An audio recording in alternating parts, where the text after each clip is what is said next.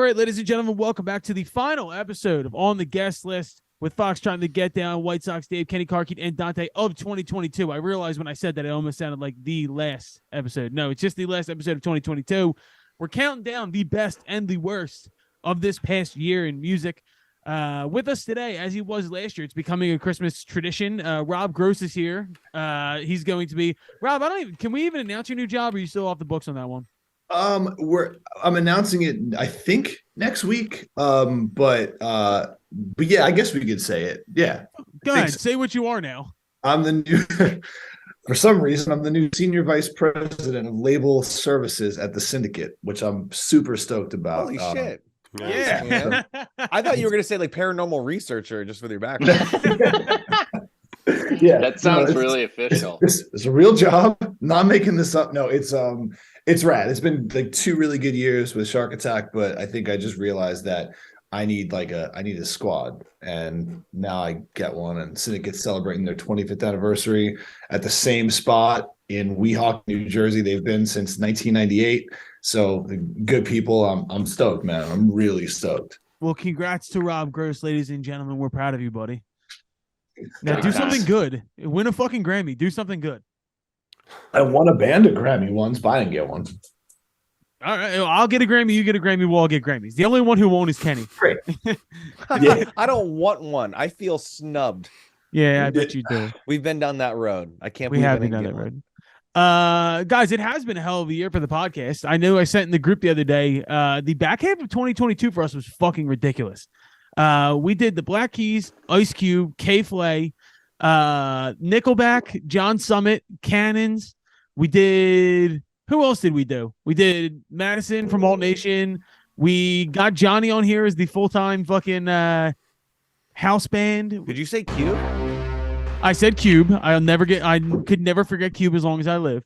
And we have NLE Choppa. We forgot about Choppa somehow. I forget who was at the beginning of this year. Like when was like Neon Trees and fucking all those people? I don't know. I totally forget the first half of 2020. Before the Black Keys, I forget everything. I can find Lil out. John. Lil John. We fucking forgot Lil John. I can find out.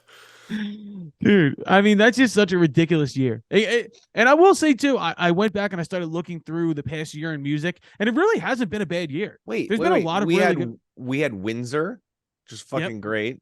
We had the Used, which is great. We had the Foxies, Jack K's. I missed all of those. Arkells. Oh, yeah, we had Arkells. Dude, I love those. Max is the nicest guy. Oh, Dirty Heads. We had Dirty Heads again. Yeah. Them dirty Bro, heads. What a goddamn year. Congrats, guys. That's fucking. And what's nuts is the beginning of 2023 is going to make that all look like. Yeah. No offense to anybody. It's pretty stacked. I will say this out loud because it's all scheduled now. Our first interview of 2023 is Andrew McMahon from Something Corporate and Jack's Mannequin and Andrew McMahon in the Wilderness. Yeah. I'm really excited. There's some other really huge ones, and there's one that we've talked about that I'm not even going to say out loud again because I don't want to jinx it. But yeah, don't. That one. I told Rob about the one because I trust Rob, and Rob hasn't said it out loud. But I already forgot. Yeah, good, good. But yeah, hell of a year, boys. Great fucking work. Fuck Dave because Dave's not here. Dave is in the woods hunting or something. He's in his car, he says. Either way, I would have loved to hear Dave's picks for pick of the year. Like I kind of sad that I didn't get to hear that. Fucking shit wasted. There we go. We will be going over the best and the worst of 2022. We all have our picks. But first off, we did this last year and I want to do this year. I went over the top 5 artists on Spotify right now, the people with the most monthly listeners on Spotify. I want you guys to guess numbers 1 through 5, and I'm going to start with number 5. Who do you think number 5 is? And current. They're all current. This is today's top 5 artists on Spotify. Beyonce is not in the top 5. What? Yes, Taylor Swift, Harry Styles, but he's probably like 2 or 3, right? Taylor Swift is number 5, which I was surprised she's not number 1. Taylor Swift. All right. Swift. Someone said Harry. He's in there. Drake is in there. No, Harry Styles and Drake are both not in there. Wait. What? Wow. Bad Bunny. Bad Bunny is not in there. No way. Yeah, Doesn't dude. make any sense. Sorry, Two you're of the talking about people total streams for this monthly year. Sheeran? listeners, monthly listeners. Sheeran? Ed Sheeran is number 3. Yeah. Wow. So far we have Taylor Swift at 5 and Ed Sheeran at 3. So number 4 did not drop an album this year.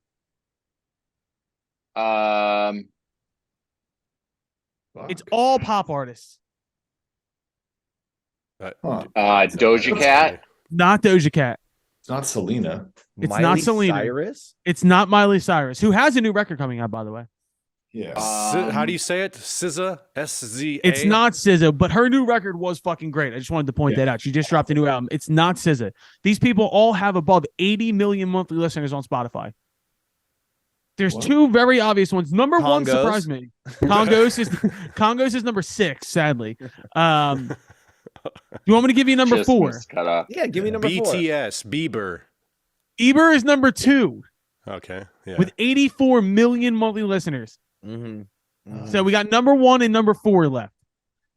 I'll give Is you it number not someone 4. like Rihanna, right? That's still just up there. It's not Rihanna, but it is a lady. I'll tell you that much. Number 4 is Ariana Grande. That's Okay. That little spinning cupcake ponytail fuck. God damn it. I love her. I fucking love her so much. All right, so number 1 has still not been said. I would sell all of you into Chinese labor camp for her. Not even joking. All right, good to know. She can't sing, though. That chick can sing. Yeah, she has a great voice. Yeah. Number 1 is a guy. It's a pop artist. Sam Smith. No, So it's not Morgan Wallen. it's not Morgan Wallen, Okay. which is surprising. He made my list this year. Dude, what the fuck? A I know, male this is- pop artist? Yes, I'll give you a It's a clue. guy? Is The it guy. Lil, no, not Lil Nas X. No, It's not Harry Styles. it's not Harry Styles. It's He's not Canadian. Ed Sheeran. He's Canadian. It's not. We already said Bieber. Oh, what's his name? Neil Stitches. No, the Stitches kid. No, it's not Stitches. Island Boys. It's not. No. It's No, he Island sang the Boys. songs. He sang the song Stitches. I can't think of his name. Good looking no, kid. it's not Shawn Mendes. Not Mendes. Who is it? No. Who the fuck else is Canadian? He actually has some fucking street cred that he's put out some amazing records, and then he went really poppy, and then he got dark again, and he just did a Super Bowl halftime show. The Weeknd is number 1 with 85 million monthly listeners on Spotify. That surprised me. That is There it is. crazy. Yeah, The Weeknd is number 1. I was actually shocked about that. Yeah, that's fucking crazy. More shocking is the fact that Bieber and Ariana Grande both hadn't put out records this year, and they still are number 2 and number 4 respectively. More surprising is Taylor Swift is at number 1. But also, how does Harry Styles? He's like 13 or 14, and as it was, is definitely number 1 in terms of streams. I guess it's just catalog or something, huh? Beyonce was number 45. Is that because she kept her music off Spotify? That might actually be it. I don't know, but there was like some surprising, like Drake was in the 40s too. Drake was not a top 10 artist. Yo, who made the most money? Oh, Harry Styles had to have made the What most money. musical artist made the most? He sold out like Depends, dude. What's his deal look like? You know, I don't know, I'm but he not sold saying out. he's not making a shitload of money, but it still might be like one of those deals where he was locked in early. He sold out 10 straight shows at Madison Square Garden. Fuck. You have to think that that's got Who to be. hasn't fucking done that, dude? Yeah. Kenny, have you played Madison Square Garden? Yeah, dog. How many times? Twice. Wow. You're I mean, cool. I was an opener, right? Doesn't matter. But I was direct support, not first of 3. So I got What's to the biggest dude. crowd you ever played for, Kenny? Say that again. What's the biggest crowd numbers? Wise? Not necessarily your own, like even as Oh opener. God. I mean, it's got to be either ACL or Rock'em Ring, Rock'em Park in Germany. ACL is Huh. like 80,000 people. Like it's no fucking joke. It's It's the Jesus. best. And they're like It's the we played best- like the best 5 p.m. festival. slot. You know what I mean? You're like, it's Oh, nuts. so that's a pretty good slot though. You're still like waning daytime. Coachella. You know what I We mean? Like, did when we did Coachella, we did Saturday 7 p.m. main stage, which is Wow. nutty. And that was but I still think ACL was bigger. Those German festivals though get fucking nutty. Those may have been the biggest one. Johnny, what's the biggest crowd you ever played to? We opened up for Lincoln Park in South Africa in a soccer stadium. I think it ended up being Wow. like 65,000 people. Don't you guys There. play to billions of people in Mexico all the time? Never that, like nothing's been one crowd that big, but yeah, we've played Right. some giant shows in Yeah. Mexico. We played Corona Capital. That's a way back great when. festival. Dude, that was the most. That's probably like that or Lollapalooza Brazil we played, and whoever the artist was meant to have like an 8 or 9 p.m. slot, their flight couldn't get there, so they swapped us into their slot. We had a way earlier slot. And we were like, fucking A, this is amazing. I hope more people cancel. That Corona Capital show, that festival in Mexico, is where I met Diane Tord in person. Oh, really? I've never met more like fucked up on drugs people in my life. Pre-show, his eyes are like, you know, they're looking like this. Amazing. Dante, what's the biggest crowd you ever did? Was it the Miley Cyrus thing? I would say either opening for Miley at United Center, which I think was like 18, or with Sammy at Lollapalooza, which I think they said was between, or I think it was around 25. 22 is the most I've ever done. That was the Bon Jovi show. That was the most I've ever been involved with. It's fucking, it's unbelievable when you're in front of that many people. Rob, what's the biggest crowd that one of your artists has been in front of? Like that you were you at the show? Shit. I don't know. I never thought about that. Like I've had artists play Coachella, like pretty deep into, like I had Queens play Coachella and we were working together, like the headline. Wait, you worked with Queens of Stone Age? Yeah, like I worked like as a college rep, as a field rep, and then like again as a marketing rep. But they were like between records, but you know, still got into the show, so I guess we were still working. Yeah, I never get to do, like, I guess the Stones, they did Desert Trip, but I didn't go. I ended up going to they did one show. They did a one show tour, and they played the opening of the T-Mobile in Vegas. So it wasn't like a massive thing, but like we were working together while they played Desert Trip, and that was like, had to be what, like 80,000 people, something fucking insane. 80,000 old people. It's so funny to like hear like the different stages where you said like, oh, it was just one show at the T-Mobile Arena. Like it wasn't that big of a deal or anything like that. I thought you worked with the Rolling Stones, dude. Yeah, that was. Yeah, it's all downhill from here. Like since 2016, it's been down. Like, right? Nothing like taking a new job and being like it's all downhill from here. Yeah, not bringing the Stones with me, but man. But yeah, I think the largest crowd I ever played to is probably like 75 people. So I've got the best story Intimate, because we opened up for Linkin Park. It was like long ago, 2012 in South Africa. Flew back to America. Nothing had happened for us here, like literally nothing. And we were landed in New York and played some show in Connecticut or something to like 4 people for a radio station, and like the letdown of being like, you've touched the stars and you're like, oh, this is what a career could look like. Back into the fucking van, tour the US, like 45 days in a van, eating Pringles and shitting in bathrooms in a gas stations. You're like, fuck, we could have been there. It truly is the hardest part of the entire journey. Let me say something. So big crowds are epic and incredible.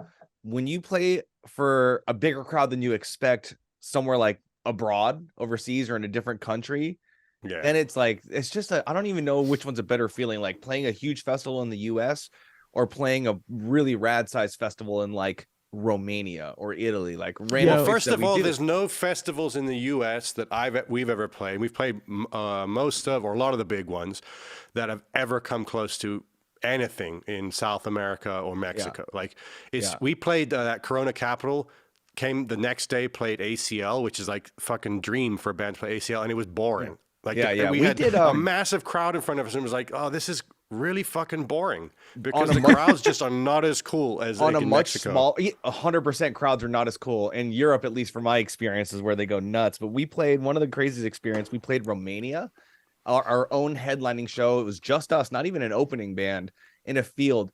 10,000 people show up, and you're like, you couldn't be further from home. So you're like, how is this fucking possible? Yeah. There's no better feeling than like when you're booked to headline a show and you're in a city like you're not that familiar with. And this is like an early journey thing, but actually people show up and you're like, yo, what the fuck? I was expected to play to the bartender tonight. This is great. You'll go from like wearing your laminate on your belt loop so that you kind of get recognized to like never wearing a laminate so you get left the fuck alone. I never do things like that. Yo, same. All right, let's go ahead, Kenny. I'm just gonna sit here like this. Yeah. Dude, Do you I have was any doing the calculation. That's 10 million, right? Like This it's is 150 before to Diamond. 1, right? The streaming equivalent they count on the RIAA, I believe. Yeah. When we got our first like gold and platinum ones, we were like incredible. And then you're like, oh wait, this is also like streaming, which is like some other algorithm. Yo, do you have like a plaque for like most SpongeBob laughs recorded? I wish, you know what I mean? We won Emmys this year. Congratulations. Like I don't think I get one, which is kind of fucked up. Yeah. All right. If Well, the show fuck you. wins an Emmy that I did the dialogue editing for, shouldn't I get it? Shouldn't I get the little Emmy? You should. Let's get into best and worst of 2022. We have some categories here. Put your goddamn plaque down, Kenny. Jesus. Let's start with our individual picks for album of the year. And this is not Grammy talk or anything like that. We're going to get into like what we want to do for the Grammys. I have ideas for that, but let's talk about what we thought the album of the year was. And Rob, let's start with you. What do you have as your album of the year? So my album of the year is by this band that I love called Cave-In.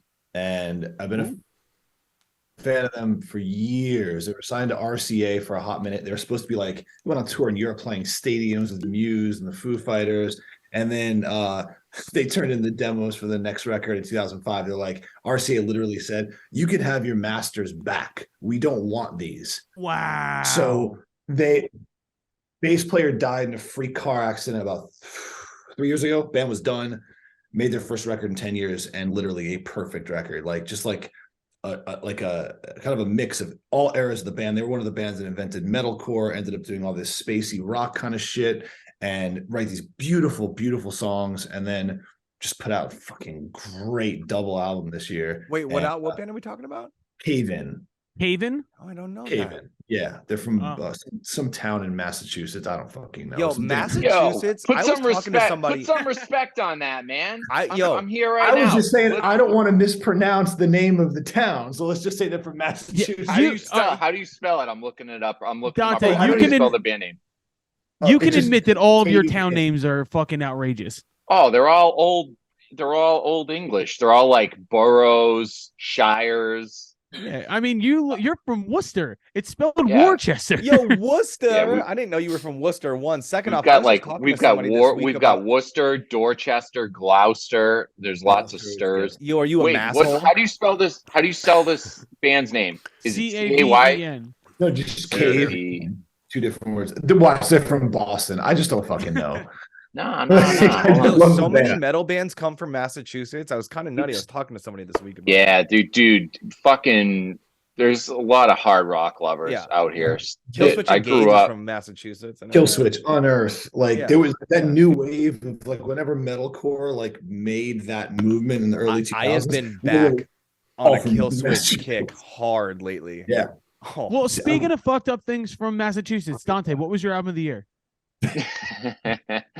I mean, you know me. I'm always on the fence with shit. But if I had a gun to my head, I'm gonna have to go. This is a very tough decision. I'm gonna have to go with Gemini Rights by Steve Lacy. Great record. Still playing it. Still Great playing record. it. Still love it. I'm still hearing songs that I'm like, wow, I actually like this song more than Bad Habits. And I mean, it's just so fucking good. And I think I read something that he produced it on his iPhone or some shit like that. His first record, he bought an iRig from Guitar Center and recorded the entire thing on his iPhone. It's amazing. Bonkers. It's fucking incredible. Steve One of Lacy's the guys man. on fucking SNL. Incredible. Yeah, I mean, and it's another thing too where it's like he came out of that whole Odd Future collective in one way or another. He was like around like Matt Martians and all that shit, and he's just absolutely taken over the world. That's a great pick, Dante. I didn't know you were that into that shit. I love that. Love that. Love that album. Let's get one that I think he doesn't have one. Kenny, what's your album of the year? no, yeah, right, dude. Mr. Morale, son. Kendrick. Hell yeah. It's a Are you chalk fucking kidding pick. me? Dude, that record, Great like, album. Yeah. Great album. I front to back, still heavy. Listen to it today. Like it's just, it's what how do I put it? I had the biggest expectations for it, and it exceeded them. You know what I mean? Like fucking unbelievable. For someone as experimental as Kendrick to put out something unique like that, like Yeah. even surpass what he'd done in the past with like Yeah. the Pimp a Butterfly and Damn, Yeah. like really just an incredible record. And I hope he cleans up at the Grammys. That would be my hope. Yeah, me too. Me He too. deserves it. I think Johnny, that that made me like it even more was how much, not backlash there was on it, but how much people were like, oh, this, this is a flop, this sucks. Like I liked it even more because of kind of the mainstream, shitting on that it got. It's the first time I think I've ever compared a hip hop record to Radiohead. Like it felt like Kid A, or it felt like OK Computer. Like I really enjoyed the fact that the first record the first song had 4 beat switches in it. He could have just made Damn again, and it would have been fine. Everybody would have been happy. But he's instead, above that, dude. He'll that's never what make I'm the same saying. thing twice. Which is fucking fire. So that's a great pick, Kenny. I appreciate that, and I forget about that record. Came out this year sometimes. Johnny, do you have a record of the year? Dude, you have no idea how hard this was for me. Like I just had to go search through my Apple Music and see if I'd added anything from like post 1973. And the only shit I listened, I could say like, and I've only listened to 1 or 2 songs, is Oliver Tree.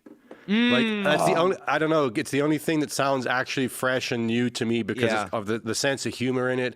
Because I don't know, he's like on my list for a different question, but I back your, okay, yeah. I back Like your, we gotta get him on here, man. Oh, that would be amazing. I've tried, and I've tried talking shit to him too because he seems like he's that kind of guy. Like, oh, you think you're tough shit? Like, come on, my shit. To be but fair, he's on such a big level right now in terms of like where you see where he's doing press and everything. It's insane. To be fair, I'm not saying Colin couldn't get him, dude. Colin could get the fucking Pope on here. Yo, he's going from alternative to pop as a joke. He just did techno as a joke. So he just did house music as a joke. Dude, he's done a few house records and they are great. Like great fucking songs. No bullshit.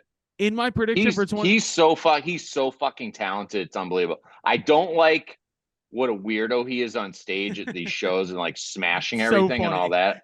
I think that's I that's like a little whole persona because yeah. I feel like he's exactly what alternative music particularly needed. Like I know he's kind of bridging a bunch of genres now, but he's what alternative music needed because there's such a serious bunch of cunts. Yeah. Alternative music. Like it's so whiny and serious. And he needed someone to just come and be like, none of this shit is serious. And at the same time, still making actually good that's songs my favorite with my emotion favorite thing, in them, you know? That's my favorite thing about him is that for a while I didn't pay attention to him because it was too much of the joke.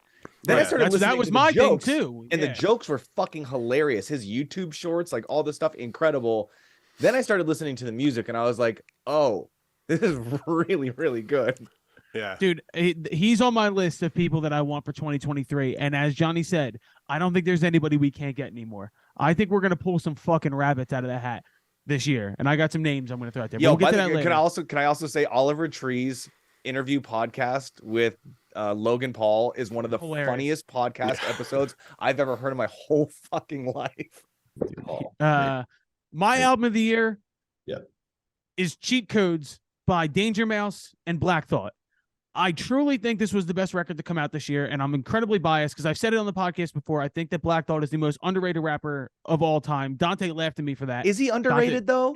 He is. No, underrated. Not in a mean way. Meaning, like in my eyes and my vibe, he's pretty highly regarded as one of the best of all time. Dude, he is one of the best of all time. I don't think he gets enough credit for that, and I think the Jimmy Fallon move might have like taken away from that because I feel like now the roots are thought of Jimmy Fallon's house band. No, I think until like they were making, let's say, like Phrenology, I think that it was properly rated. Then when like white middle America started seeing their house band, they're like, that's when Questlove Law, and this is not a knock at them at all. Like, not at all. No, fuck no, not at all. Check, fuck yeah. But they've been on Fallon for so long now that we're getting old, and there's a generation of kids who watch Fallon who didn't know that the Roots were a thing before Fallon. You know? Yeah, they don't know. They don't know things fall apart. They don't know. So Colin, that's like that's why I laughed, is because it's like me saying like Comet or Cameron's the most underrated rapper alive right now. Like,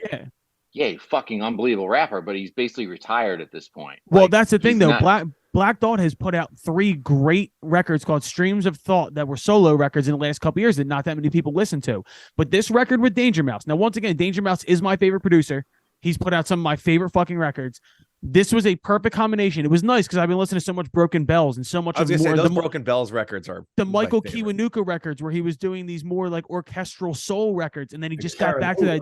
The fucking Dude. Karen O record is unreal. Dude, the Karen O record, but then he got back to like the grimy hip hop shit and Yeah. Black Thought and Danger Mouse. It's just perfect. Run the Jewels was on it. They had a posthumous MF Doom feature. They had Joey Badass. They had Russ. It is my favorite record of the year, and I really think it's not being properly rated, even by like the B Dots and the Elliot Wilsons of the world. They didn't even put it on their top 10 list, and it bothered me because I just truly think it's the best record of the year. So I think Yo, that word overrated or underrated is a great word though, because there's even like all-time legends in my mind, like Paul Simon. Let's just like pull Sure. someone like from all time.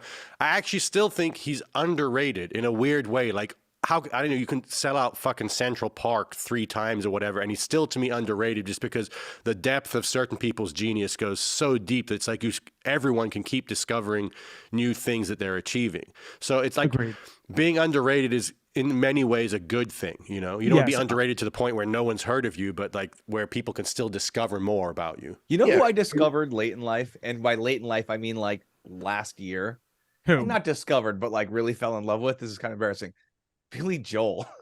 Dude, What? fucking I great. know. Listen, for whatever reason, hold it on. skipped over me and I never listened to it. But last year I got deep and I was like, yo, Billy Joel is fucking sick. Hold on. Oh, Kenny, the biggest hater of everything.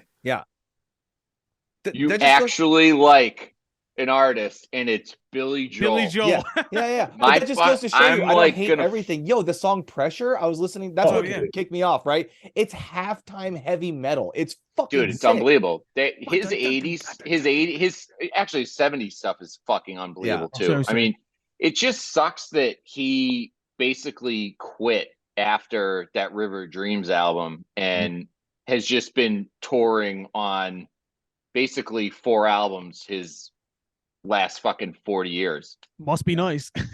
Must No, be No, I mean, it's nice. awesome. Guy's got like but, 40 hits. Yeah. Seriously. yeah. It's insane. All right. My Well, parents had a real quick story about Billy Joel. My parents had a good friend in Phoenix when we used to live there who used to date Billy Joel way back in the day. So whenever he would come to town, I mean, she He must be called- blazing or in her day. oh, for sure, yeah. But she, whenever he'd come to town, he'd call her up and they'd go hang out or invite her to the concert. So they went to go see a private gig he did for a bank where he got paid like $1 million for, like 15 minutes of that. They Corporate went gig. to the after party at the hotel and he sat there for like 2 hours playing covers like being the fucking piano man. And my parents were just there hanging out with him, with their friend that, used to date him back in the day. And he's just being the fucking piano man, playing Beatles songs, like all kinds of shit. They said it was absolutely incredible. Like, Jesus Christ. yeah. Sick. You guys are cool Must with be it. nice. Let's move into our next category, the most disappointing album of the year. And I have I would love to start. I have 3. Dante, go ahead. If this isn't on your list, then I don't even know you. What is it? Honestly, never mind. by Yo, Drake. that's my number one. That's Same. I have that in a Yes. roundabout way. Ugh. Drake, Yeah. Drake's dance record. trash. Yes. Yes, Trash. agreed. Is that yours In too, every Kenny? sense. Yeah, that's mine. Okay. I didn't Thanks. have one. I have another answer, but I'll take that one because I'm always about getting on a fuck Drake train because it's so goddamn boring. Oh my God. Rob, what do you have for your most disappointing record of the year? I have 2 by the same artist. Who? And it's technically 4 records. Oh, I know what it is. Dude, how do you get John Frusciante back in the Yeah. band for a 3rd time and literally put out like 80 songs of You didn't like any of that? Yeah, I did. I liked when they released the Japanese B-side of the first record. They put them on streaming services, like, hey, you pay extra money for whatever, and they did it for the second double album too. Like, I'm put Anthony Kiedis over here, right? Because you can't have the Peppers without him, but he is fucking terrible. The band, Chad Smith is probably one of my favorite drummers of all time. Yeah. Frusciante is one of my favorite guitarists. Flea is Flea. These records are not good. Like, the music's not good. Yeah. Dude, And when that's the that problem. first single came out, Black Black Summer. Summer? Dude, he had I like got- an Irish accent. Hey, No, yeah. Dude, yo. That song has that not grown on you? Because it's grown on me. I hated it at first. Now I actually kind of like it. I got I- mad when it came out, and I said it on the podcast. He has like kind of like an old timey pirate accent, and it annoyed the fuck out of me. I just like it's to the point where like I love the Chili Peppers so much.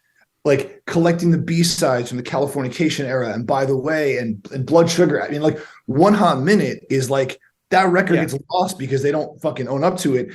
Literally one of the best fucking records to come out of that era. They lost me so many times, and like to your point, I jump back in. We're like, fuck, it just didn't sound like this, like Dark Necessities, or like there's a song called it's on the record, the I'm With You record that Josh Klinghoffer plays on. It's like something a police station. It's a fucking brilliant song. Even poor Klinghoffer. Dude, Yeah, seriously. that guy literally has single-handedly saved Pearl Jam this spring on tour. Yep. He not only is the multi-instrumentalist on the road, but then literally like the member of the band. He stepped in to play drums when Matt Cameron got COVID. Then he'd go back. He opened the show with his own solo set. He literally played for like 5 hours a night. And then and for anybody to cover Matt Cameron, let alone a guitar player, quote unquote, you're like, that's fucking unbelievable. I know. And then I got a question. Good. Do you guys think, all right, so obviously dropping that much material in a year is fucking psychotic. Do you think that they were sitting on all this, and when Frusciante came back, they were like, let's fucking record this and put it all out? Or do you think they just fucking went away for 2 weeks and just I think it's a combination. I think it's a combo too. Yeah, the load reload situation where like because that makes sense if it didn't hit the way you expected it to. It could be that it's just old material that it would have been more appropriate at the time. But their workflow historically is so weird. Let me give you my vibe on the new Red Hot Chili Peppers. I listened to all of it and I was pleasantly surprised. But I think what that means is that my bar was way down here somewhere. You know what I mean? And I was like, hey, it's not bad. You know? That's what I thought. But like when you go back and like when Californication came out, like that was a big fucking deal. Like Frusciante had rejoined, they had this whole behind the music about it. I remember listening to it and like he's so delicate on that record. He's still like refining his footing in that simplicity of his playing. Go back and listen to any song on that record now, and it's like, fuck, there's so much shit he's doing that I didn't notice the first 100 times I listened to this song, or like the harmonies vocally or whatever. Same thing with By the Way.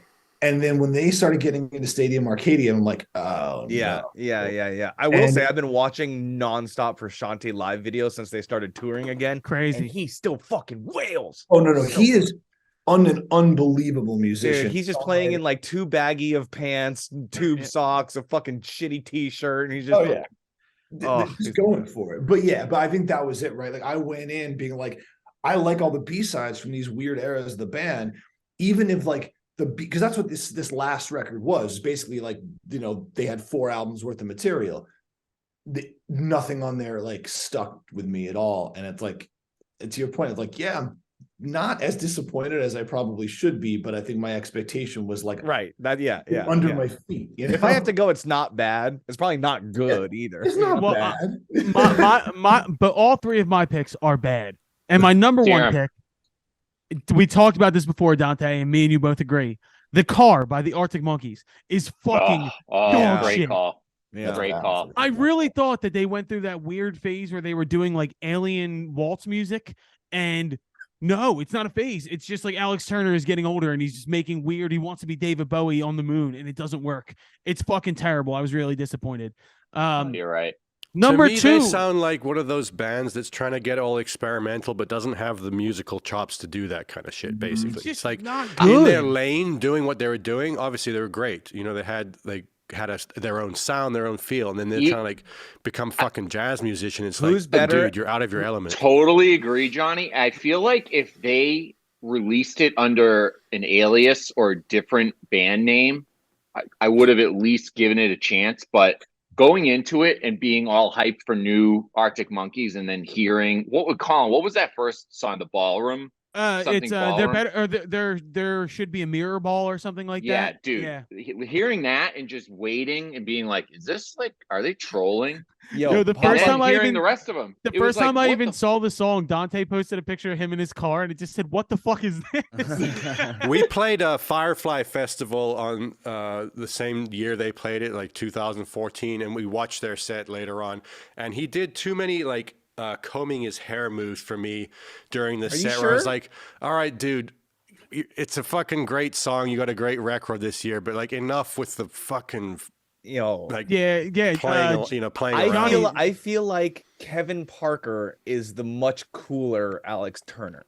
Ooh, Like, I like who's a that. better experimental sound fucking envisionist? Tame Kevin Impala Parker or by a Alex mile. Turner? Well, I Yeah. feel like Tame they Impala. started there. Like that's their lane. They're way more on the Which, by experimental the way, side. I don't know how old it is. It might be like a year old, but the other day I was cruising YouTube and then there's a Tame Impala live show at his fucking incredible beach mansion. Oh yeah. And of course, they're all like not wearing shoes and they're in pajamas, but like the fucking performance is flawless. It's incredible. I got 2 more albums I want to quickly drop. This one's for Dante because I was excited for it and he said it was going to be dog shit, and he was right because I forgot the album came out. Funk Wave Bounce 2 by Calvin Harris. Dante, did you even know that came out? Yeah, I mean, I'm so over this whole pop mainstream Calvin Harris like hip hop. I loved Funk Wave Bounce 1, and this was just atrocious. I And the mean, other one- dude, all the songs were the same. Yeah. They were all the same, like fucking same BPM, same key. They just had different features on them. And I mean, I'm over the whole 100 BPM down tempo shit. Like, yeah. You guys are gonna laugh, but I want the like big room Calvin Harris, like I want that shit back. Well, my last record was a Special by Lizzo. I really fought for Lizzo when that first single came out, About Day and Time, which I still really like. Yeah. Banger. The rest of that record was not good. Dude, you know what I love? You know what I love about that song though is she and Dua Lipa and Weeknd are like leading the charge on bringing this disco sound back. Yeah, that's why I love that. Fucking I'm a huge disco guy, and that song was just so great. But you're right, it fell off a cliff after that. Dude, well, Cause I Love You, the first record, which was a lot of it done by ex-ambassadors, is a fucking masterpiece record. It's so good. It's great pop music. This was like Lizzo. It seemed like she sat in a boardroom and got ideas from like a focus group on what people wanted her to do. And we talk about this all the time. These breakout artists, they have all this success with their debut album because it's actually their shit and their sound. And then it's like the label gets their claws into them. They line them up with these producers that they necessarily wouldn't work with if it wasn't for the label insisting on it. The label has input on what's going to go on the album. And there's a reason the sophomore slump is a thing, and almost every sophomore album is a flop. Well, there's also big breakout artists. What I saw when I was at Interscope, I don't think we talked about this before, so we did. Well, I think it's still pretty interesting. No, I want to hear it. No, it's like, and I can't. Her name will come back to me, which is it's a bummer that I can't remember it right now. But like when Selena was going to put out new music, she did, and then all of a sudden this cavalcade of artists started getting signed, or they were probably in A&R kind of purgatory for a while. And if you're not the label manager, somebody else is, it gets assigned to them. You don't know the trajectory. You're just like, oh, all of a sudden, okay, I now have this artist I have to work. Cool. They all started sounding like Selena B-sides because they fucking were. They were all songs written for Selena that Selena's like, no. So they go to all these other artists. There was one called Ugly that was a fucking banger. The name will come to me. She was like this, like she was on the cover of High Times in 2017 or so. And I remember I was working with Liz Hewitt, who was Taylor Swift's backup singer for a while. And Liz, who sadly got dropped, she's fucking amazing. We went out and shot a video, and it was like they were using treatments that they didn't like. And so our treatment fell in line with their treatment, and ours was original. It was fucking crazy, but that was it. It was like literally a cavalcade of women that sadly got saddled with like Selena Gomez, like runoff shit. They were good songs, but I feel at the major label level, that's how it happens. That's a tough thing in the pop world. I can tell you though, as a one-hit wonder from a debut album, that part of that sophomore slump thing definitely comes that fans are fucking idiots. A, fans are idiots. B, chasing that second smash, right? Like when we did After Sale, the label's only question ever was, what's the next sale? And you're like, there isn't gonna be another sale. It's gotta be something different. And that was a huge thing, How Kenny, much never- does that suck though? Like having that pressure Oh, on it's you. like, I mean, that has to affect your entire writing process. we took a year and a half off. We toured Megalithic Symphony for over 4 years. And then once the second record started getting made, it was so insane, the pressure of a second sale, that everybody just didn't talk to each other for like 6 months.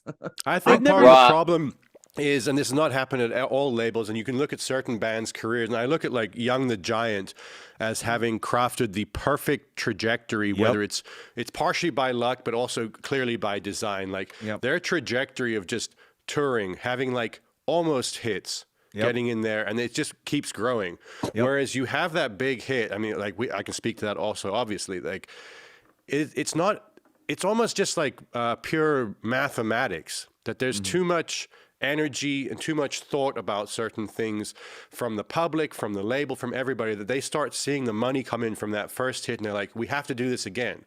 Because our first single off our second album, or it was third album but second label album, went to number 7 at Alt, which is fucking great, right? Failure. Epic failure as far as they were concerned. They're like, all right, this album's dead, the band's dead, and it just leads to like this downfall. Whereas anything else, you went to number 7, you'd be like, holy shit, this is amazing. Let's do the next one. And that's fucked. Dude, and that's so true. Same with, we had 4, I think Cage the Elephant was the only one that beat us. We had 4 number 1 alternative songs off that first record. Cage the Elephant beat us with 5 off their big record. That debut was amazing, by the way. And then the next record that we put out, like anything that was not surpassing alt and going to pop was a failure. And you're like, Kenny, I've never said this to you, but that Sale was not my favorite song off your debut album.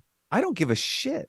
Kill Your Heroes is my favorite song off that first album. Kill Your Heroes is still a crowd favorite live, or was when I was still playing. What's the really, really fast one? I never remember the name.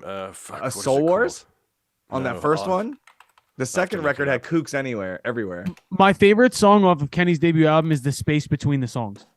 Yo, Nights of Shame, that's cold. We put a 14.5-minute song on that record, and we played it live. Pretty fucking awesome. I actually like that's an epic. No one makes epics anymore. Yeah. Shout out to AWOL. I have two things before I forget, because my brain is mush. Speaking of Young the Giant, can we all agree that The Walk Home is one of the best songs of the year? Great fucking song. Great song. It is incredible. There's nothing that they've done that I didn't like, and it pisses me off. That new album was really good. It is a perfect song. Just like so fucking talented. And secondly, Rob brought up a good point about throwaways getting passed down to other artists, and I have to say this. They had another hit this year. I thought we would never hear from them again. Do you know who has made a great career out of doing that with songs that nobody else wanted? Is Walk the Moon. Yeah, you're right about that. Like, seriously, they're obviously Shut Up and Dance. So many pop stars fucking threw it away. They made it a smash. And now what's this song that is getting a ton of airplay now that not good? They just came. It's not good, but it's the same thing. Like, it got a bunch of other demos got cut. Nobody wanted to put it out, so it fell into their lap, and now they have another radio hit. Let's go on a quick tangent, only quick because we got to get back into the list. But we don't talk a lot about the co-writing world and the pitch world, which is where I spent most of my time after AWOL. There are groups of people who just write a song a day, every day, and then they shop those songs to artists. That's literally how it goes. An artist, or really the artist manager, will get 1,000 songs, whittle it down, send it off, blah, blah, blah. And that's how so many fucking records are made. Even in the alternative and rock world now, it's so much about pitch. And any song that we made, that like I made that didn't get used, I then put in a bucket and I send to labels. That's the way it runs. Even more than any other genre, country is that, but that's the entire ecosystem of country music. So I went to a Broken Bow BMG's. I happened to be in Nashville in December, just at the time of like early this month for the November. Doesn't fucking matter. I didn't realize I was there for the CMAs. It was the last week to fly to Nashville. That wasn't like $1 million to get there, and I'm like, oh fuck, I'm here for the CMAs. I went to the party, and literally while I'm having a conversation, 5 different artists rotated through the playing 2 songs a piece or whatever. My friend I was with, who is a country artist, was like, I thought it was the same dude the entire time. It was 5.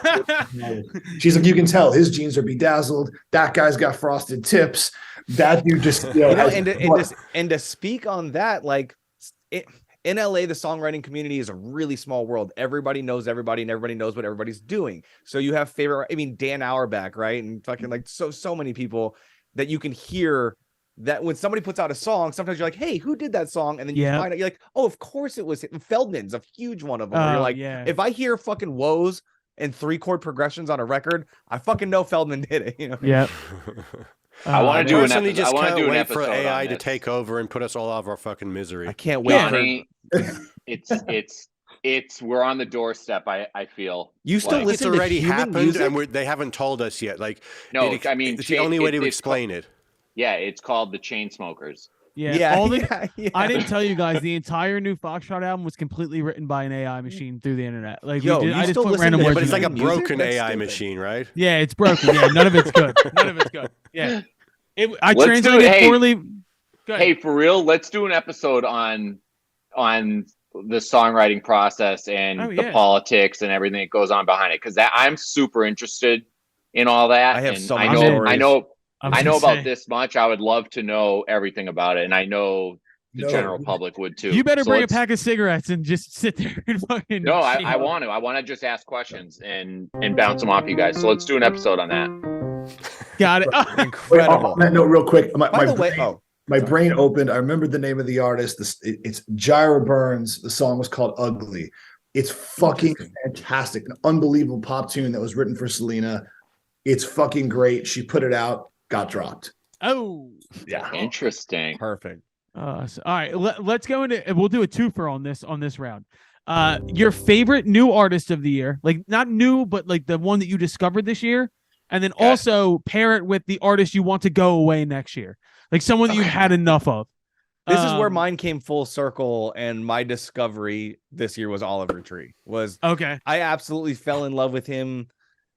Again, starting from the jokes, like before I even listened to his music, I'd watch his YouTube videos and laugh my fucking face off. And then you watch all the like interviews, and he really is a funny fucking person. And then I got into his music, really great. The music videos are all fucking incredible. Oh yeah. Then he put out that record this year, Cowboys Don't Cry.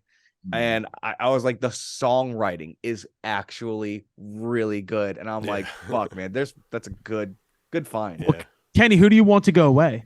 I think I just like, as a throwaway thing, just Kanye. I think like even I've had enough. I know what's what, and I love his music, but like, I mean, I haven't for years, and I just don't. It's done. It's time. It's time. All right, let me go. Let me go next, because I hate to be a fucking hipster on hating, but like, since the first time I've come on this podcast, we've been going on about Kanye going away, and it's like, he should have gone away for the bad music. Now he's going away for other reasons. I'm happy. Wait, Johnny, what are the other reasons? All the reasons. What are all the other reasons? All the other obvious. I didn't see anything. Anti-Semitism and was bullshit. there a deer in your backyard? Yo, Johnny, did I just see a deer walk through your backyard? Yeah, you might see Dave come next. I swear to God, I just saw a deer. I swear to God. Yeah, what if Kanye's outside of your house? Kanye's in your backyard. He's not even gonna go look. He's just like, No, this is Hill Country, Texas, baby. There's deer everywhere. He's been boring. He is boring. He will be boring enough already with Kanye. It's not going to happen though, because for some reason he seems to be fascinating to people, and I kind of get that aspect of him. He has a certain like magnet that draws people his attention for in my opinion, no good reason. It's just the wild shit he says. It's more it's more like MAGA-net at this point, like MAGA-net. Yeah, but even in that realm, there's like way more entertaining people, I feel like, than him. He's not even good at being like an annoying troll. Right. That's just my humble opinion. Did you find like Elon Musk? I like that he likes to troll. He's just not very good at it. Dude, seeing him trying to make jokes is the best, because he's like the dude at the party that makes a joke and everyone is like literal crickets just crawl across the floor. It's awesome. Brought a sink into the office and thought it was going to land. Oh yeah. Like that's my favorite moment of the year. Oh man. Johnny, So did you my find favorite anything artist new? I found, you know that show Rami by Yes. Rami Youssef on Hulu. I found so many cool like Middle Eastern Arabic hip hop artists through that, and there's a guy called Ab Yusuf that it's doing. It sounds like kind of what's going on currently in American hip hop, but for me, way more interesting. I just think because of the different rhythmic nature of Arabic, like we're getting completely different phrasing, because I feel like every hip hop artist has fallen into the same 3 or 4 like rhythmic patterns. Like it was da da da da da da da da da da da da da for a while, and now it's, you know, like they find one pattern, like no one can get out of it. So Dude, now it's drill. Now it's Yeah. all this drill sound is like every hip hop Yeah. beat now. It's the New so York. it's just They took interesting grind. to hear Yeah. some new like world influence into hip hop. A lot of the shit I find interesting in hip hop is coming out of South Africa, where it's obviously influenced by American hip hop, like the whole world is, but it goes through a filter of what's happening in Africa, in like house love music in that. Africa, and comes back out, and you get really interesting shit out of that. The other new artist I found is George Jones, who's like the legend from the 70s. He's not new, obviously, but to me, and I kind of knew about him, but being out here in just outside Austin, like in fucking hill country, Texas, I've been listening to a lot of old school country music, and he's the shit, man. You cannot do sad, old, drunk country better than him. It's like pierce you to the heart lyrics about she left me, I can't quit drinking, and I fucking love it. So it's this year old but you new found to me. This year you found George Jones and Kenny found out about Billy Joel. We're all fired here. yeah. Dante, your best new artist that you found and the one you want to go away. So I got 2 new artists, and one of them's not new, but I totally forgot all about them, and they came back this year, and I forgot how fucking awesome they were. It's the Yeah Yeah Yeahs. Oh yeah. That Spitting Off the Edge of the World record is fucking awesome. So them for the reason I just said, and somebody that I never heard of but found out about this year and I fell in love with, along with 99% of America, is Zach Bryan. Yeah. I know real deal country fans are gonna clown me for that because, you know, he's been around forever. Well, I never fucking heard of him until this year, and Same he's here. the man. His fucking Yep. music is awesome. Yeah, I'm gonna get into him later in the episode, but he's the fucking man. He also just good. To go away, this is weird because I don't want them to go away forever. Like Kenny and Johnny want Kanye to go away forever. I just want them to take a fucking break because enough. We've heard enough from Taylor Swift. Yeah, fuck off. Inundated us with like 4 albums in 2 years. Like all right. Take a break. I think she's babe. about 4 or 5 albums away from making an interesting record. So we got to give her another 4 or 5, and she might make something. When is she interesting. going to make a hip hop record? You know what I mean? That's coming down. I can't wait for it. soon. That's going to be like Celine Dion of hip hop. And Harry Styles, just because that fucking album, I feel like every song has been a single on that album, and now they're playing songs for sushi or music for a sushi restaurant on the radio, and it's like, dude, that's like the 13th single in this fucking album. Enough. Yep. Take a fucking break. Taylor Swift should That's go away strictly for the lyric. Sometimes I feel like everybody is a sexy baby. That lyric, I can't believe anybody else wasn't Dude, like, what she the didn't fuck write was that? lyric. Can I explain how that lyric was written? Sure. They went to Chat GPT, which is an open AI. Like, you know, have you guys fucked with Chat GPT yet? No. It's a chat bot, but like the most sophisticated chat bot ever.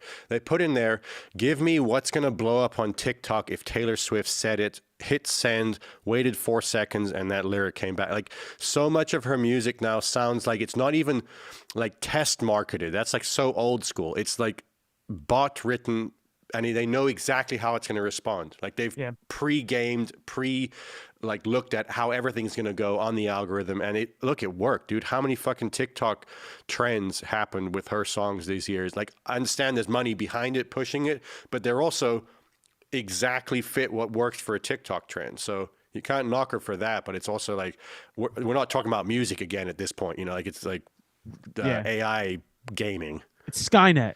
Is basically what it is. 100%. Except Skynet would be honorable. We'd all fucking die fighting the machines. Instead, we're listening to shitty pop music. Hell yeah. Rob, your favorite new artist you found and also the one you want to go away. Okay, so favorite new artist, I think I discovered like 2 or 3 years ago, but everyone else seemed to discover him overseas this year, and they put out a brilliant record this year, so I'm going with Bob Vylan. Oh, I've seen that name come around a lot. I He haven't told listened us to it. about that last time he was here. Yeah. They dropped, so it's hilarious because they finally played shows in America, opened up for Emil and the Sniffers, and they played 2 headline shows in LA and San Francisco, both sold out club shows. And when I met them, I didn't realize the name. He's like, I'm Bob. He's Bob. You're Bob. We're all Bobs. So they're really named Robert. So it makes the name like that much more hilarious. It's like Andrew WK. Yeah. Yeah, basically. Literally way more energetic than even that. I've never seen like, fucking unbelievable show and nicest dudes. And now they won like Kerrang Band of the Year. They were on a cover of, they're not even a fucking metal band. It was a huge uproar that there was a black duo, non-metal, on the cover of Kerrang, which is like sacrilegious, and it was fucking great. And they won a bunch of other awards last week at some other UK. I'm over the moon with them, like literally, like unbelievable band. Hell yeah. Also, like there's 2 like other bands. The Bobby Lees are really fucking good, and this band called James and the Cold Gun, also from the UK. Actually, they're all from the UK.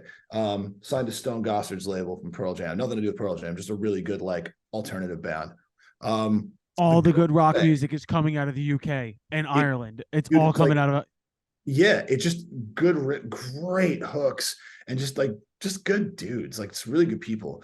Yeah, and you nailed all the going away. Obviously, like Kanye, I just can't take anymore. And I've been in the crowd for a long fucking time. The religious shit just put me over the edge, and then now the anti-Semitism. But like, and the Taylor oversaturation, I can't take. But I cannot. I think like what gets me is the being fake about something until it works for you just enough, and then moving on. And for me, that's MGK. I can't deal with him anymore. Let's go, baby.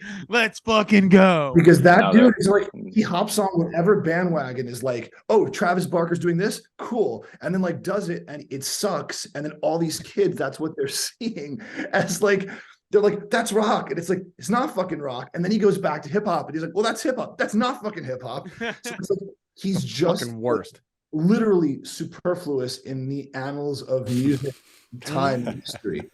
Yeah. Dude, I love when people say shit, so I don't have to say it. You know, like, I was thinking about I this. disagree, or I agree out, and then like I get to have the laughs, and then Dante's sweating and shaking. But I was thinking about this earlier because MGK is on my list for a different one. I know Dante is going to say whatever, but my wife actually, who's the hater of everything, brought up a good point. She goes, "You listened to the like 2 emo punk music or whatever. It's like the Ataris and fucking Hey Mercedes and fucking like Midtown and like all the actual right. So like I know this genre. I know what it sounds like, and MGK fucking isn't it." Can we go back a second where you said your wife is the hater of everything? Then what the fuck are think you? I hate everything. Let me get that bitch on this podcast. Dude, you haven't met Sarah is like the most sarcastic, like in an awesome way. I fucking love her because Kenny's of it. the beam of positivity. We call her a savage, dude. She's fucking savage. Every song I've ever made, 99% of them, she's like, eh. So when she actually goes, I really like this, you go, yeah, fuck yeah, I did it. Oh yeah, dude. If you can get your wife to like a song, holy shit, you have a hit. Yeah. That's how I knew that I was working with, he's become like a great friend now, but when I was working with Billy Raffoul, the singer-songwriter from Canada, when I was at Interscope, that's how I knew that I had somebody really special on my hands. Yeah.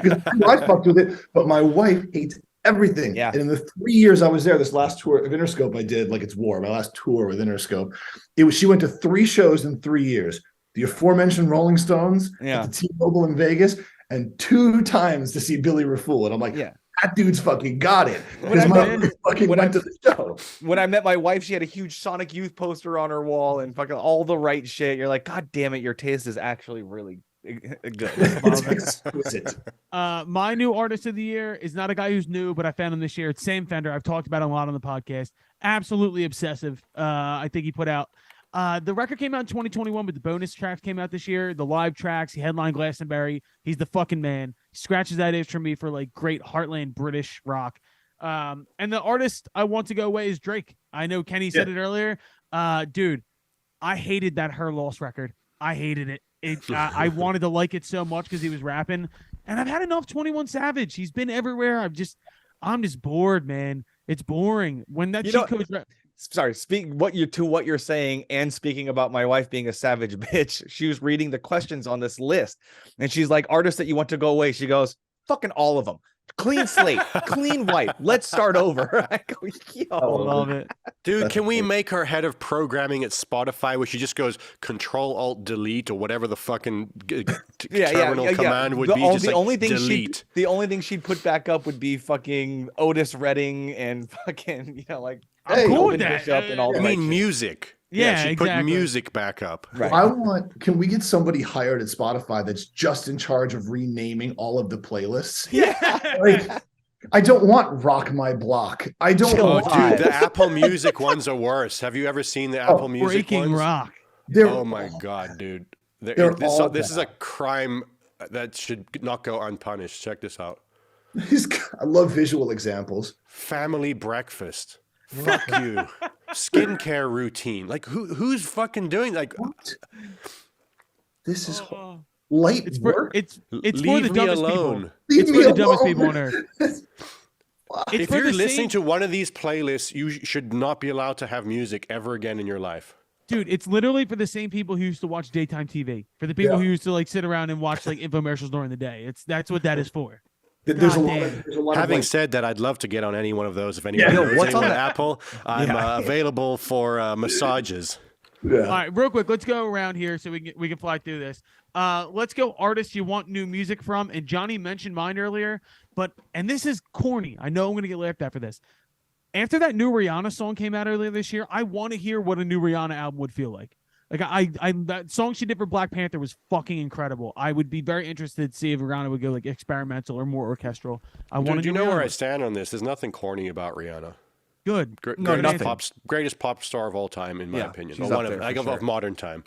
Yeah. Cool. I'm glad I didn't get shit on for that. Fucking genuine. Yeah. Yeah. Kenny, your pick? What question were new music from? Childish Gambino.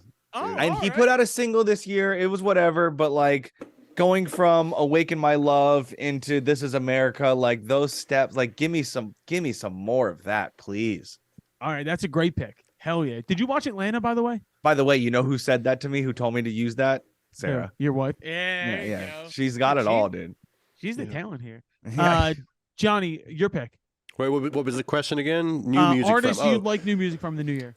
The Streets. He kind of put something out last year, and there was a couple good tracks on it. I wasn't totally into the album, but I've been such a huge fan of his forever. I'd love to hear new stuff from him. Have you ever? You know The Streets? No, that's why I made that face. You said I've never heard of him. He's a rapper from Birmingham in the UK. Had a huge album, at least in the UK. I don't know if it ever really cracked America. I don't know, when was that?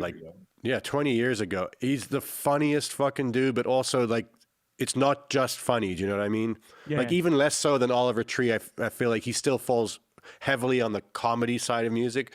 The Streets is fucking hilarious, and then 100% music also. I don't know how to describe it. Yeah. Check him out. He's fucking cool, and it just has such a interesting turn of phrase and also interesting rhythmic phrasing. So I'd love to hear some new shit from him. Johnny, I think you'd really like Detroit rap. Like it's like part comedy, part rap. Like look up Babytron and look up BFB the Pac-Man. It's comedy. It's literally comedy rap, but it's fucking fire. All right, cool. I'll check that out. Dante, your artist you want new music from the new year? 2, and we're getting it. Q1, I think early February. 1 is Ellie Goulding, who I absolutely love, and 2 is Paramore, who I know this album has supposedly been done. Just waiting on it. Both of the first 2 singles off of it, I loved. This Is Why in the News is both really good. And I got shit on for that online. Dave hated that fucking song. It's so good. It almost feels, the instrumentation of it almost feels a little like early Chili Peppers to me. It's a little bit loose. It's a little bit jammy. It's not as emo. It's really cool, actually. Right. Rob, your artist you want new music from in the new year? I think I'm getting it. New Queens of the Stone Age record. No shit. Nice. I'll jump on that. Yeah. Yeah. So I think, like, no disrespect to the Mark Ronson record, I think it was strong. Yeah. I think there's some strong. The opening song, "Beat Don't Fail Me," is Love it. fucking amazing. That record got compared to Songs for the Deaf. Anyone that was over 30 at that point was like, "You're out of your fucking mind."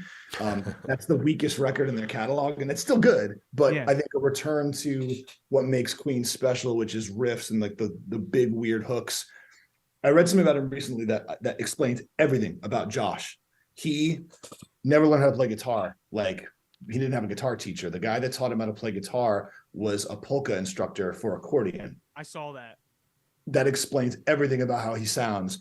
I also, and this isn't like a plug for my buddies, I really do want to hear them. I think you met them when we hung in July. I'm stoked for new music from my Young Rising Sons. Yeah, we talked about that. They write fucking perfect little pop songs. Yeah. I like those guys. I knew about those guys before I knew you. Nice. And I like that band a lot.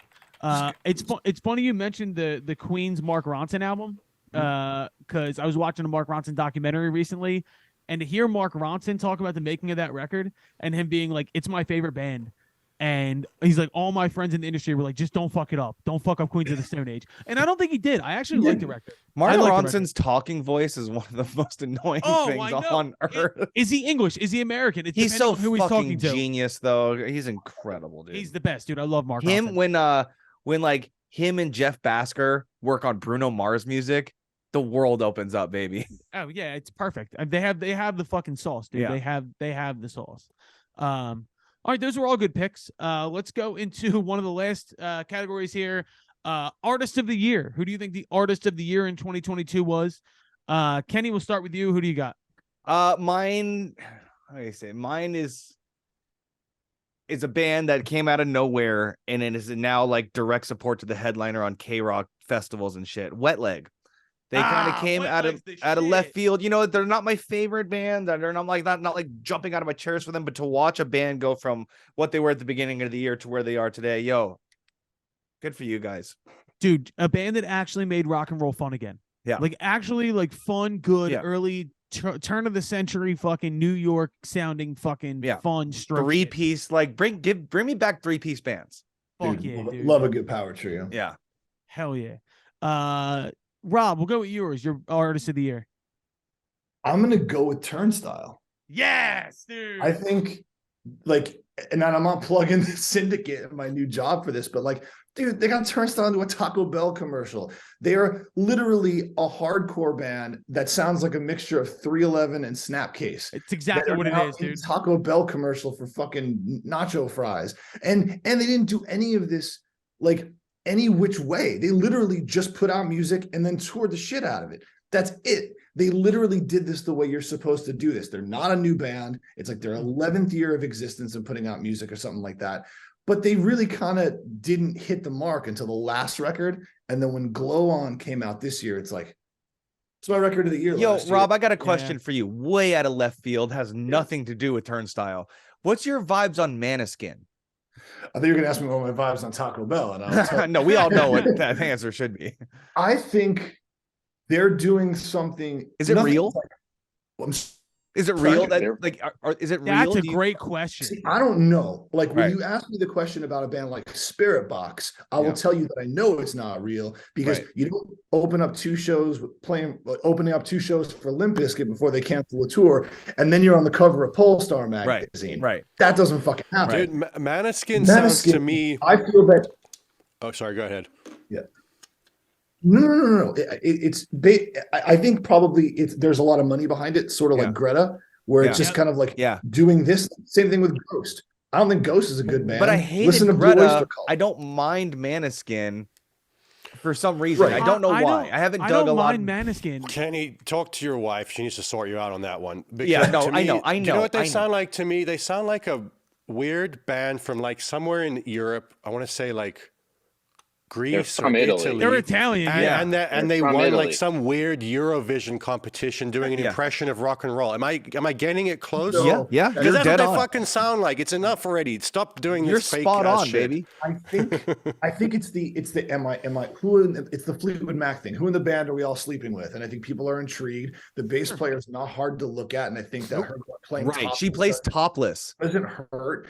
And the music, fine to not good. Yes, And I think that, exactly. like, You know who's in the same. This is probably gonna kill.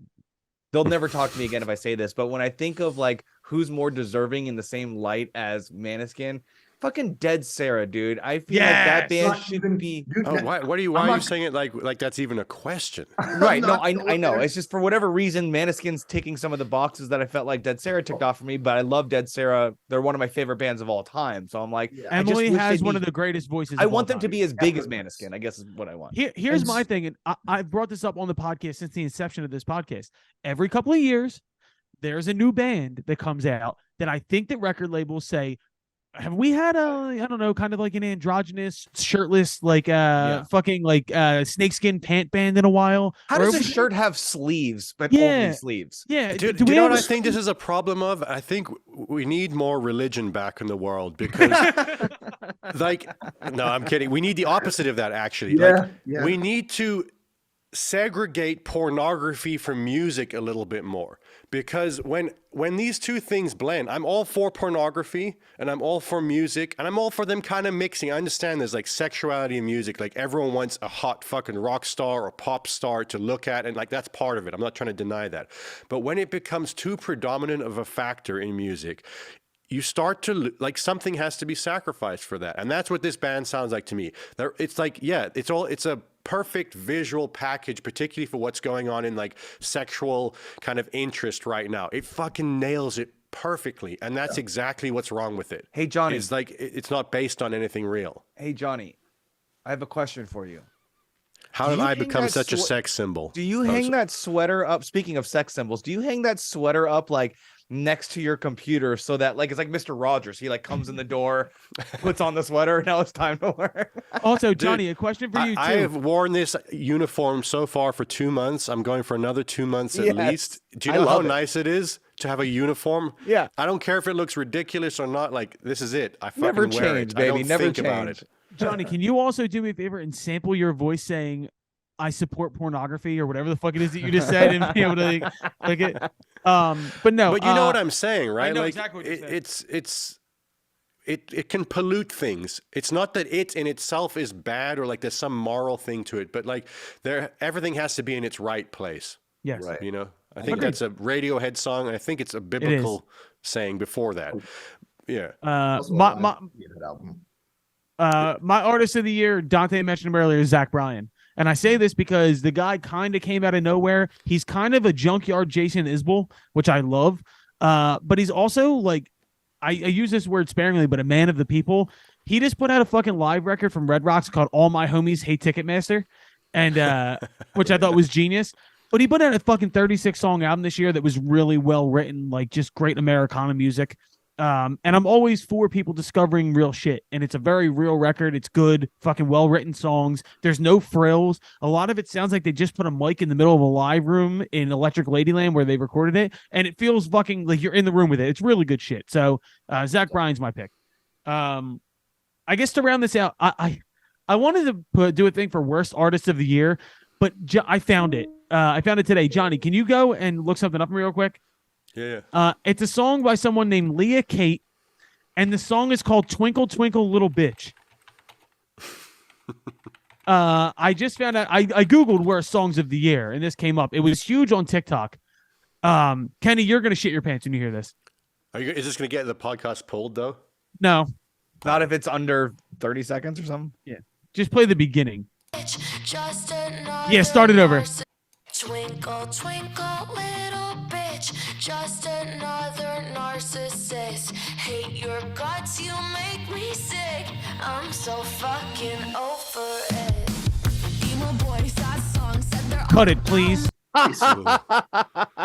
Dude, she should marry MGK, and then the world would open Oh up a my portal to god! The hell. worst part is that somebody had to write that trash Twinkle, and twinkle, not little like bitch. it. I guarantee whoever wrote it hates it. I guarantee. Dude, the comments on this are awesome. She's got hidden talent. Let's keep it hidden.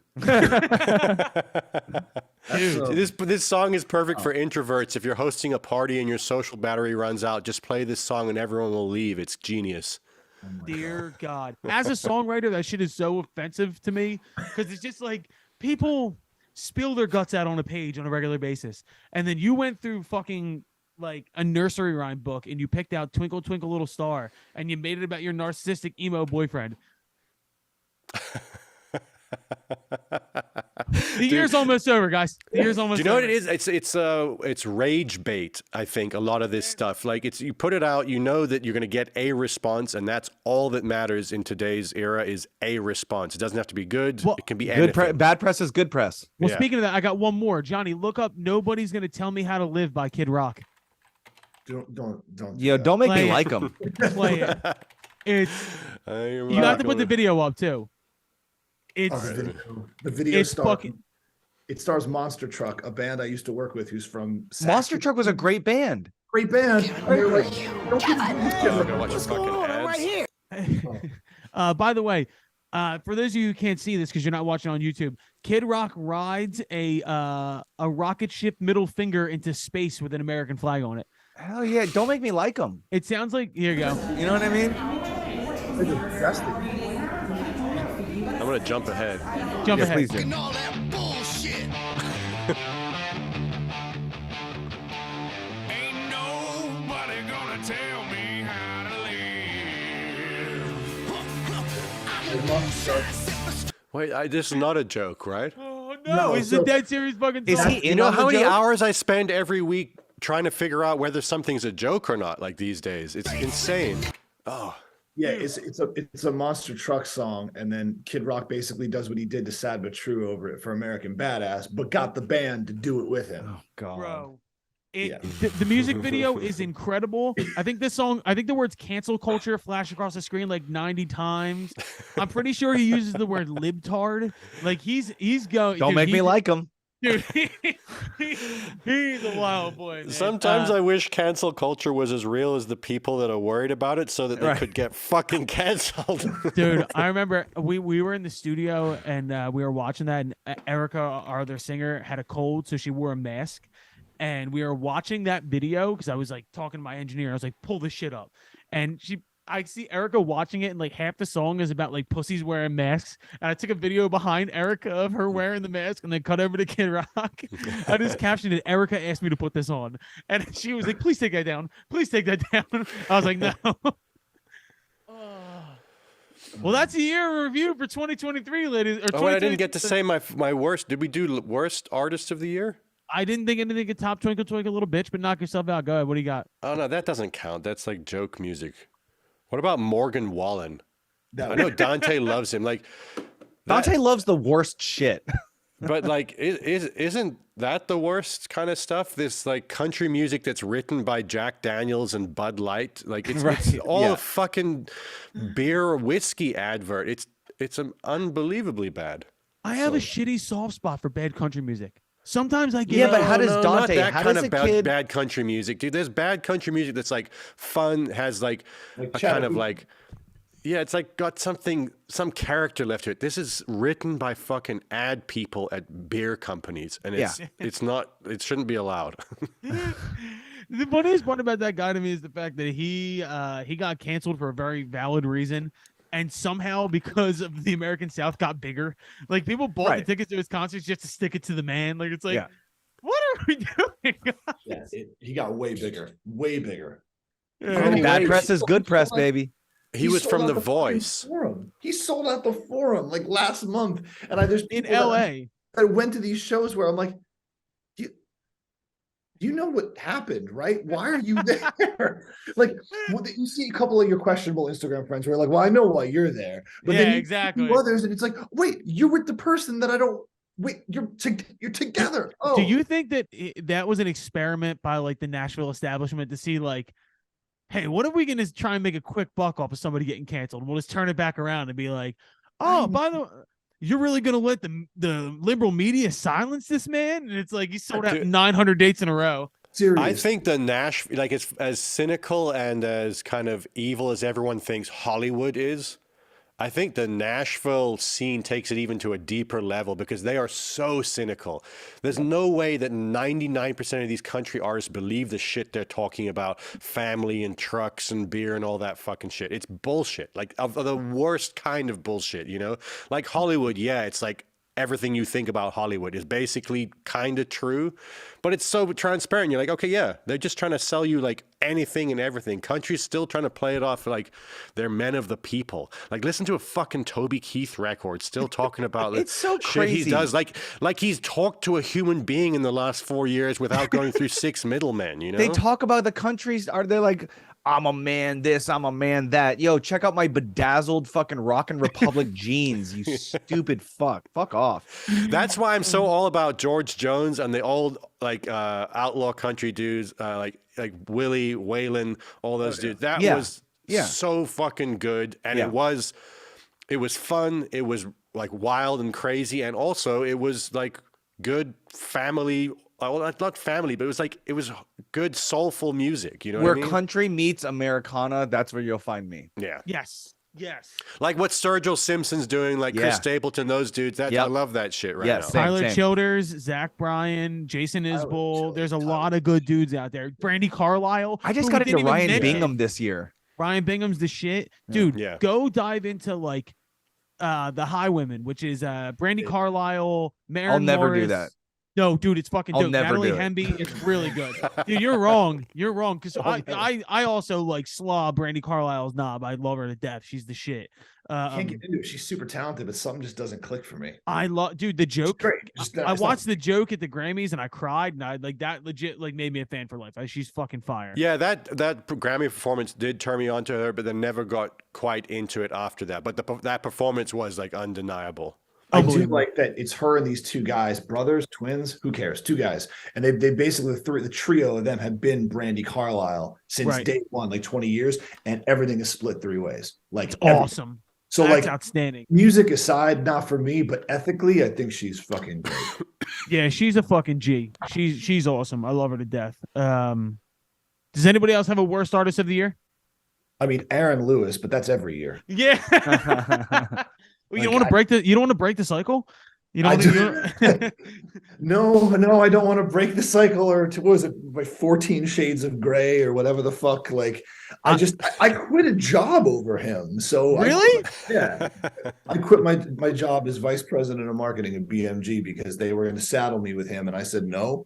And it became like a 9-month thing. They signed Stained, and then I didn't look at my contract. I quit until I told him I'd work out my contract, but I did that 7 months before my contract was up. I'm not doing that.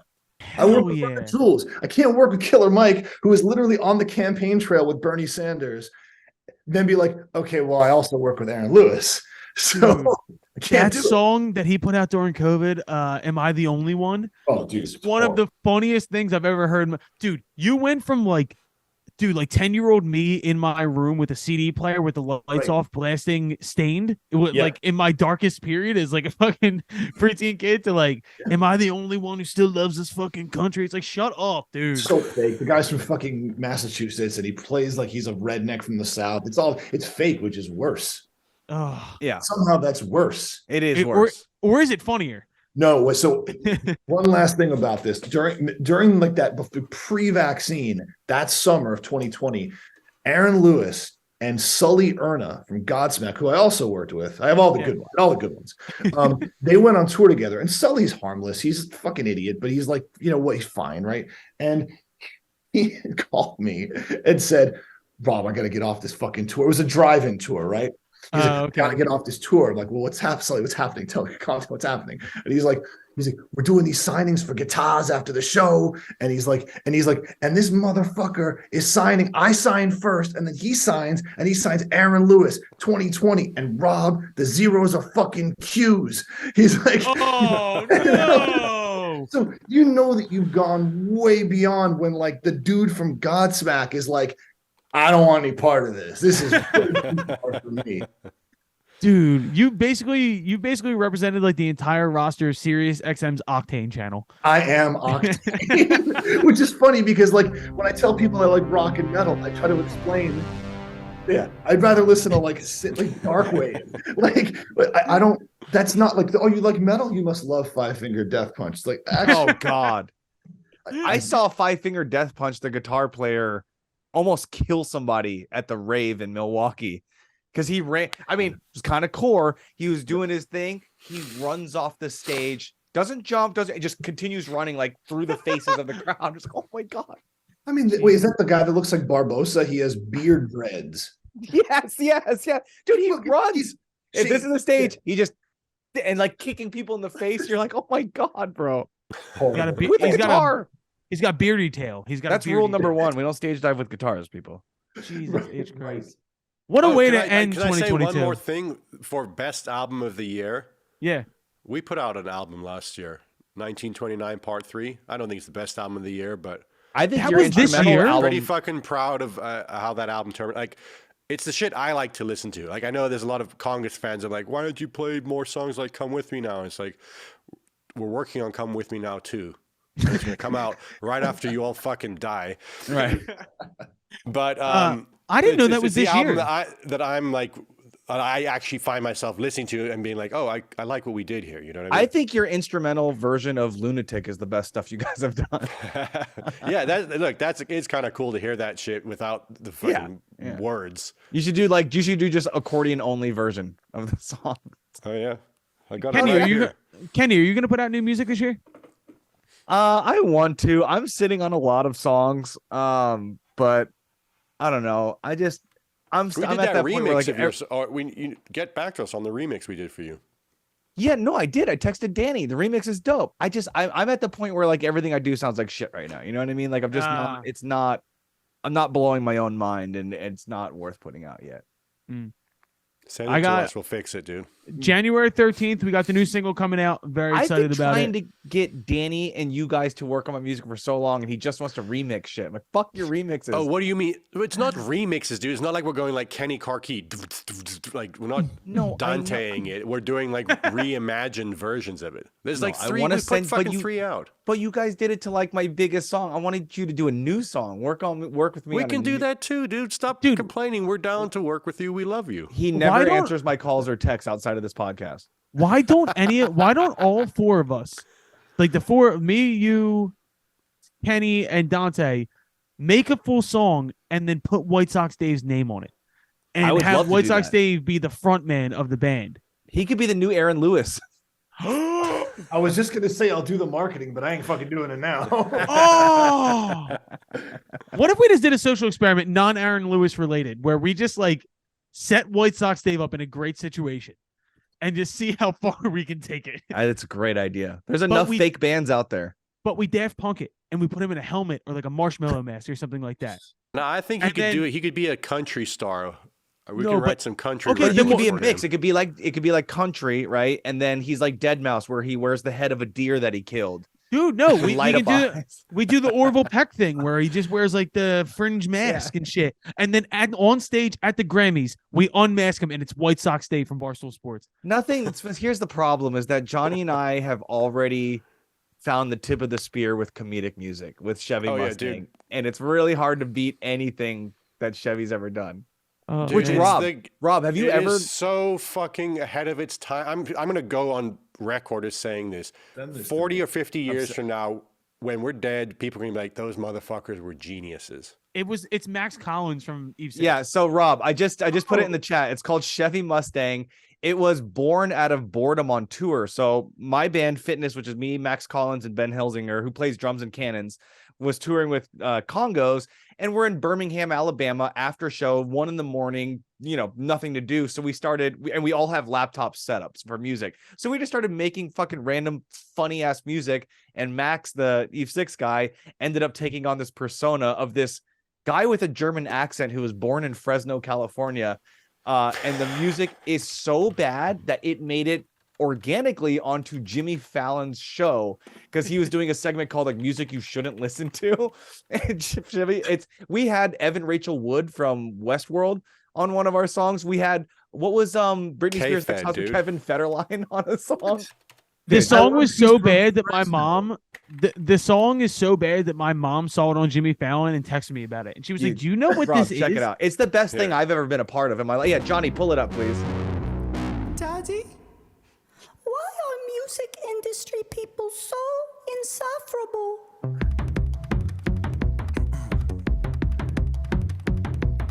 Now, if you know me, you know I can't be triggered. But here's a list of people that make my blue blood simmer. Have you ever read Machiavelli's Art of Sucking Off Others? These slimy motherfuckers, they commissioned their fathers and mothers. Johnny, play the Be My Friend one. That's the one. Oh yeah. That's the funniest one, and this is the one that has Evan Rachel Wood in it, and like that's me. That's me. Yeah, it's you. Can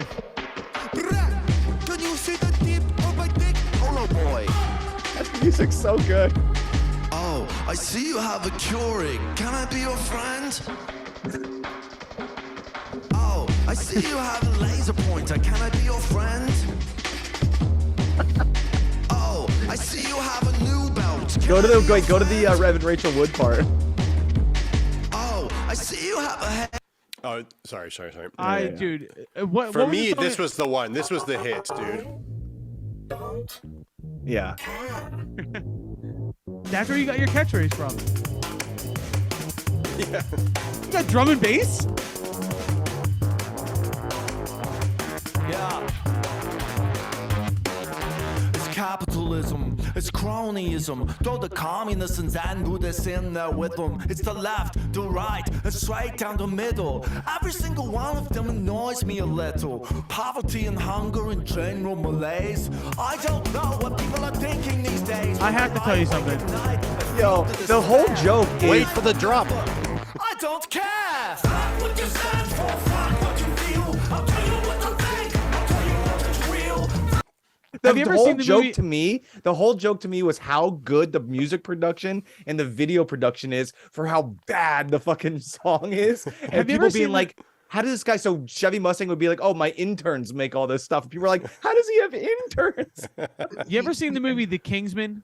Yeah. Both of them. You know the thing that Samuel L. Jackson's character puts in the phones and makes everybody want to kill each other. Yes. Yeah. That song is that. That song makes me want to kill myself and others I just in a good way. In the best possible way ever. I mean, so you're saying we get a reaction?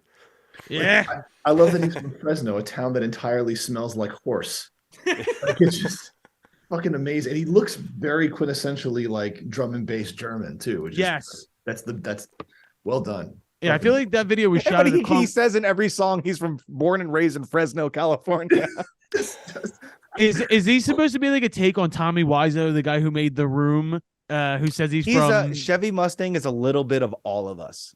You know what I mean? Dude, did you ever, we did like 6 podcast episodes with him on Adobe Radio, and Max used to go on these fucking rants, like this one about.